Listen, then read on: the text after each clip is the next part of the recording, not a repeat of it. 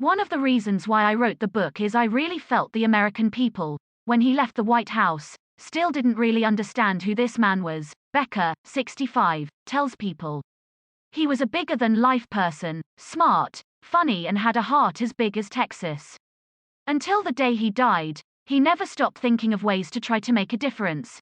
Not yet 70, he faced a question familiar only to other former presidents. What now? Though he moved back to Houston with plans to retire and largely stay out of the public eye, retirement was not in his vocabulary. Becker says, he took his time figuring out his next steps while adjusting to life outside the West Wing. It is enlightening to find out what goes on in the life of a former president, Becker says.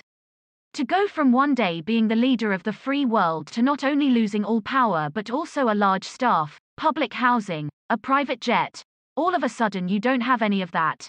After a couple of months, the blueprint for the rest of Bush's life began to become clearer. Becker says, he began to give paid speeches, which he called white-collar crime, but also knew how crucial it was to use his role as a former president for good, championing personal causes like cancer research and volunteerism. I really became aware as I started writing the book that he really left for the rest of us a blueprint of how to have a life well lived, Becker says now. We all can learn so much from him.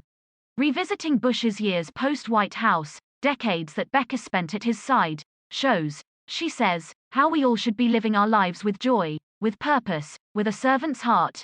Read on for highlights from her memoir, which was published Tuesday. Becker had been a newspaper reporter for 10 years when she was assigned to cover the 1988 presidential election for while Becker worked with Dukakis press secretary. I worked directly with Barbara Bush, she says. The rapport between the future First Lady and Becker was so strong that, after then Vice President Bush won the election, Becker became a deputy press secretary for Mrs. Bush in the East Wing. After the re-election loss in 1992, she moved to Houston with the Bushes to help Mrs. Bush with her memoir. There was no place in the new office for Becker to sit, so she ended up working from a card table in the Bush's kitchen. That's how I got to know him, President Bush, Becker says. He'd come in to get coffee or a glass of milk, and there I'd be. The two became friends, and after Mrs. Bush's memoir was complete, Becker signed on in 1994 to be President Bush's chief of staff on a 6-month interim basis. She never left. As Bush was figuring out his next steps early in his post-presidency, he drafted a memo to himself of what he wanted to do. I want to make enough money so Barr can finish her life without changing her lifestyle. And, I want to do something worthwhile, and also what he did not. On the list. To not cheapen the presidency, try to influence how history would treat him, or, number 1 on his list, get in the way of President Clinton, a rival with whom he would grow closer over the years. 4 years later, a still devastated Bush left an unprecedented and well-known note of his own in the top drawer of his desk in the Oval Office, cementing a tradition from president to president that continues today. In his missive, he told Clinton, a man he barely knew and a man who had just defeated him, I am rooting hard for you. A decade later, they forged a friendship in tragedy when they partnered to raise money after a tsunami hit Southeast Asia on Christmas Day 2004. Clinton insisted that the elder Bush, 22 years his senior, take the only bed and bedroom aboard their plane, and throughout the trip, President Clinton graciously waited for Bush and helped him up and down stairs, in and out of boats, planes, helicopters, and cars, Becker writes. Especially since the staff needed to stay out of the photos, it fell to President Clinton to give him his arm, which he did without being asked. For his part, Bush treated the man who denied him a second term with great respect and kindness. And sometimes like a son, she continues. At times he scolded him, especially when President Clinton was running late or when President Bush worried he was maybe talking too much. Clinton, whose own father died 3 months before his birth, became very protective over Bush, Becker tells People. It was interesting to watch the two of them, she says. Mrs. Bush would tell you President Bush was the father President Clinton never had.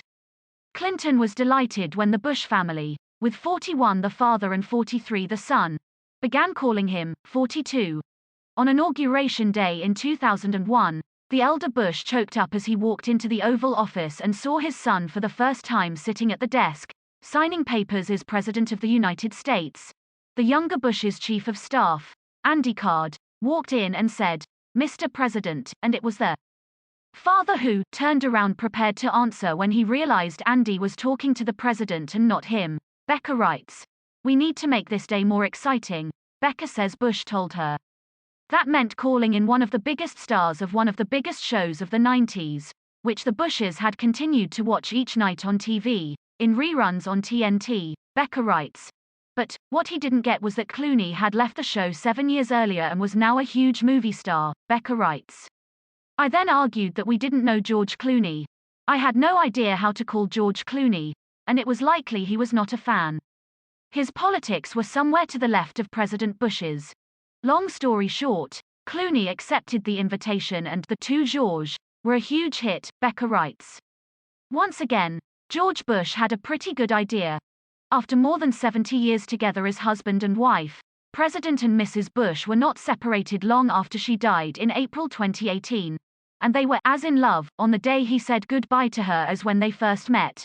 President Bush almost died of sepsis the day after Mrs. Bush's funeral in April 2018.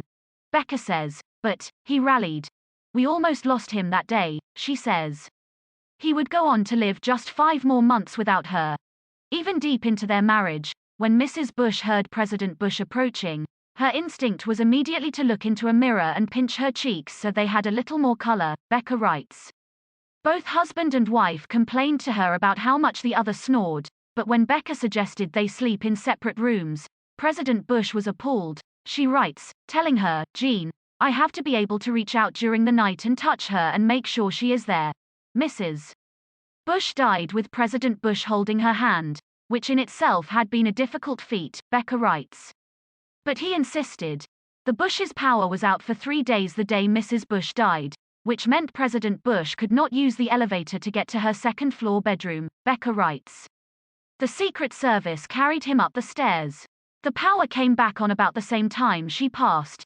"We all took a lot of flack," Obama said to him, according to Becker. "But you took it for real."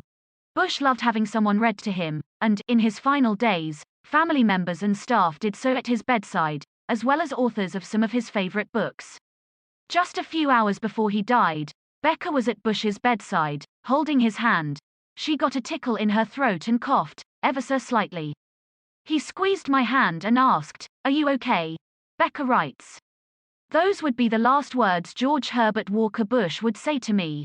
It was just so him," she continues. "He was dying, but as always, he was thinking of the other guy."